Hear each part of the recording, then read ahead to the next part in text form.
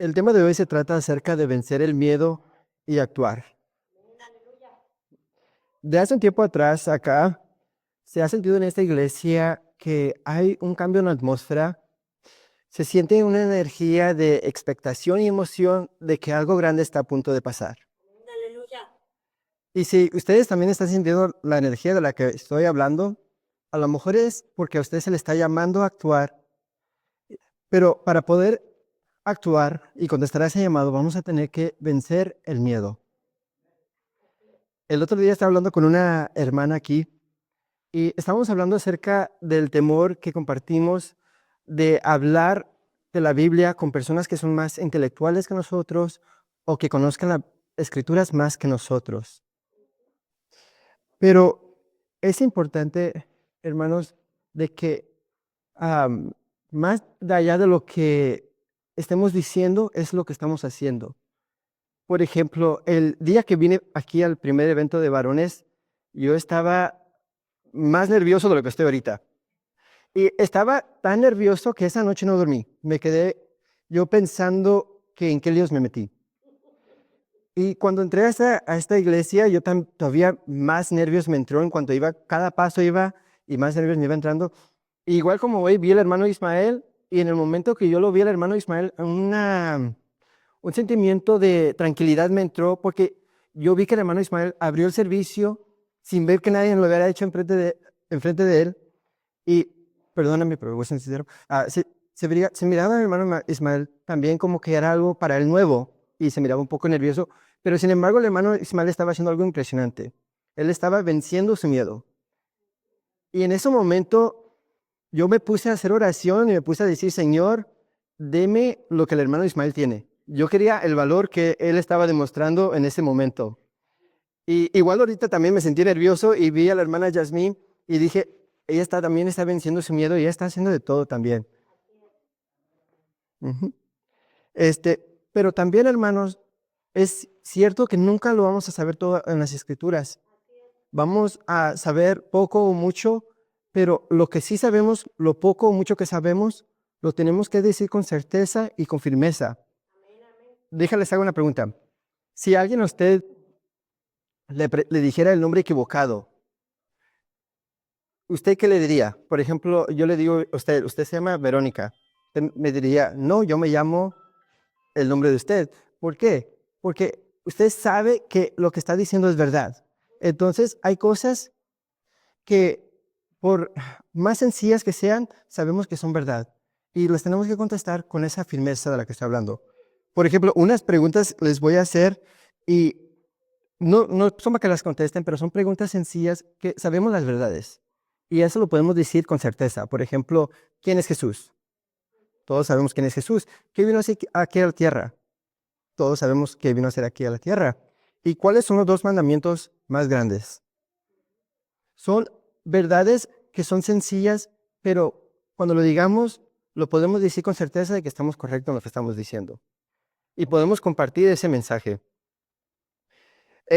Veamos un ejemplo en la Biblia donde alguien que no era considerado una persona muy intelectual pudo hablar y compartir un mensaje impresionante y cómo esa persona lo que hizo motivó a los demás hermanos de ese tiempo. Si me acompañan a leer en el libro de Hechos, vamos a leer del capítulo 4. Pero antes les voy a dar un poquito de contexto de lo que estaba pasando antes de este texto.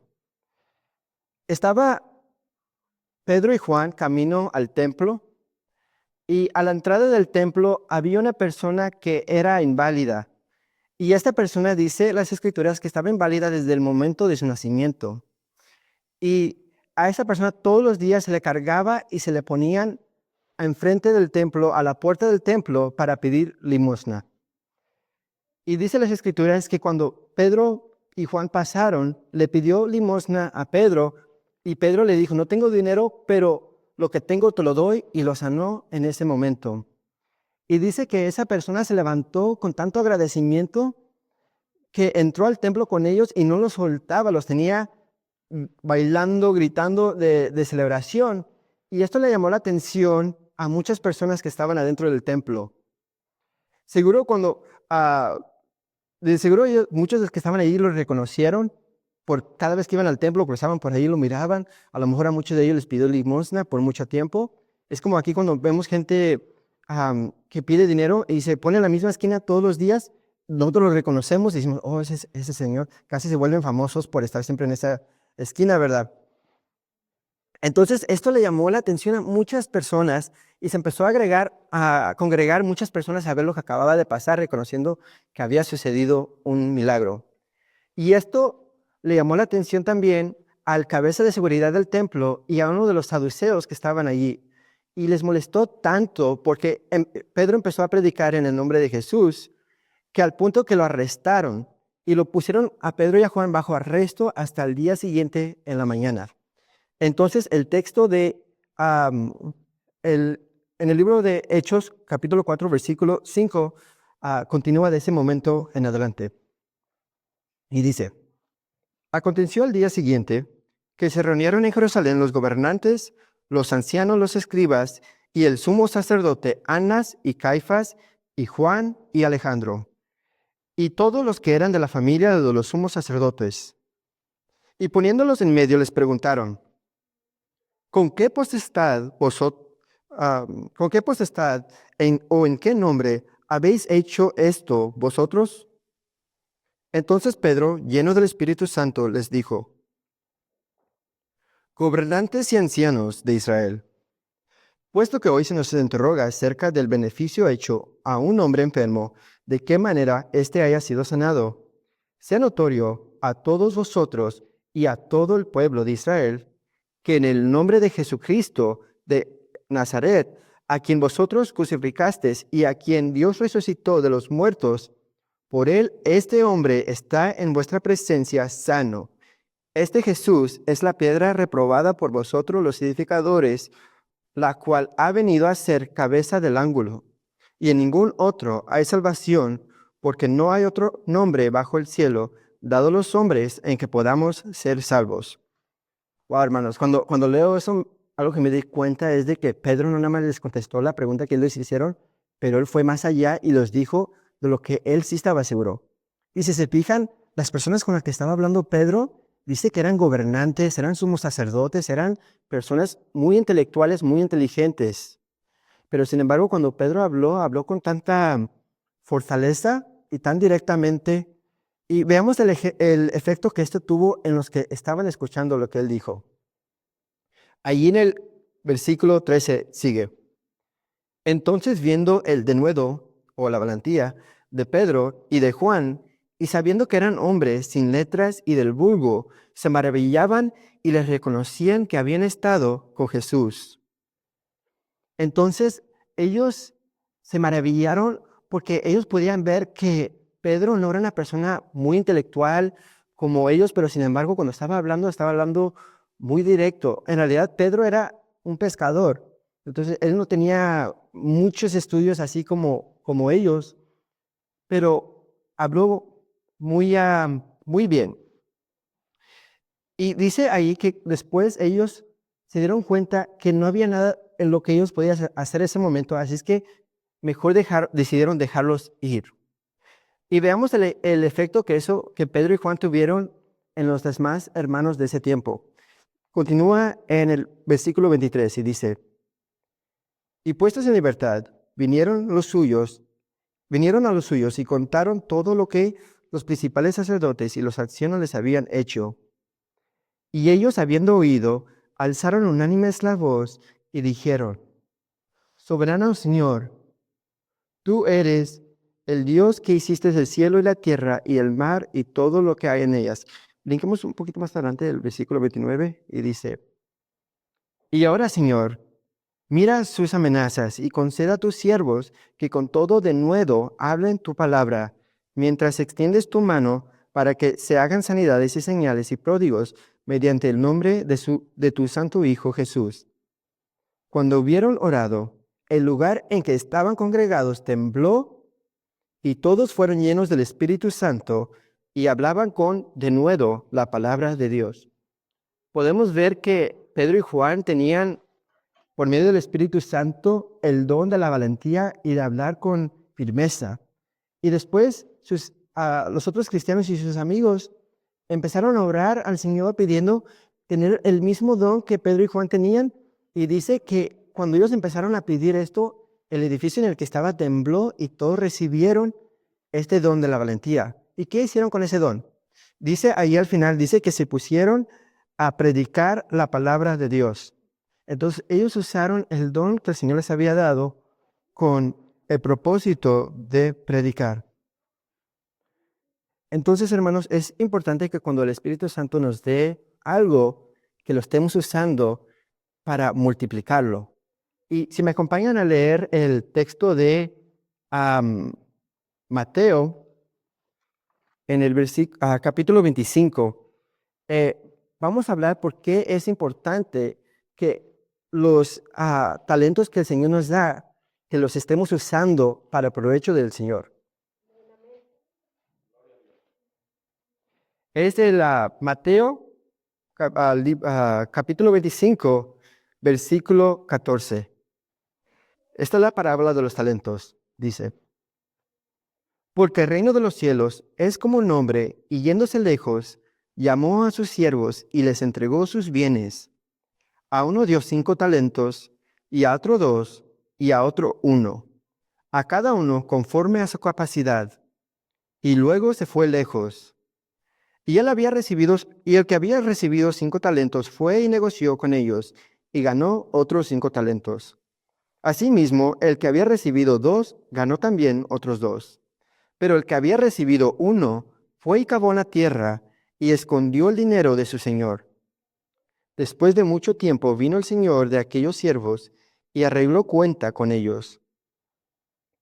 Y llegando el que había recibido 5 talentos, trajo otros 5 talentos, diciendo, Señor, 5 talentos me entregaste, aquí tienes, he ganado otros 5 talentos sobre ellos. Y su señor le dijo, bien, buen siervo y fiel, sobre poco has sido fiel, sobre mucho te pondré, entra en el gozo de tu señor. Llegando también el que había recibido 2 talentos, dijo, Señor, 2 talentos me entregaste, aquí tienes, he ganado otros 2 talentos sobre ellos. Su señor le dijo, bien, buen siervo y fiel, sobre poco has sido fiel, sobre mucho te pondré, entra en el gozo de tu señor. Pero llegando también el que había recibido 1 talento, dijo, Señor, te conocía que eres un hombre duro, que ciegas donde no sembraste y que recoges donde no esparciste, por lo cual tuve miedo y fui y escondí tu talento en la tierra. Aquí tienes lo que es tuyo. Hermanos, ¿por qué fue que el último siervo no hizo nada con el talento? Fue por miedo. Y veamos lo que el amo le contestó. Dice, respondiendo su señor le dijo, siervo malo y negligente, sabías que ciego donde no sembré y que recojo donde no esparcí. Por tanto, debías haber dado mi dinero a los banqueros y al venir yo hubiera recibido lo que es mío con intereses. Quítale pues el talento y dadlo a que tiene 10 talentos, porque al que tiene le será dado y tendrá más, y al que no tiene, aun lo que tiene le será quitado. Hermanos, como podemos ver, es importante que estemos activos con lo que el Señor nos da para beneficiar o para el provecho del reino. El no hacer nada con lo que el Señor nos da es comparable, digamos, ¿ustedes han visto los edificios que están enfrente o a lo mejor al lado? Imagínense que uno de esos edificios esté en llamas y hay gente adentro del edificio y nosotros nos damos cuenta que está en llamas y decimos, oh, el edificio está en llamas. Qué lástima que tengo nervios de irles a decir, mejor no voy a decir nada. ¿Usted cree que esa persona que decidió no hacer nada es culpable ante el Señor si alguien termina siendo lastimado?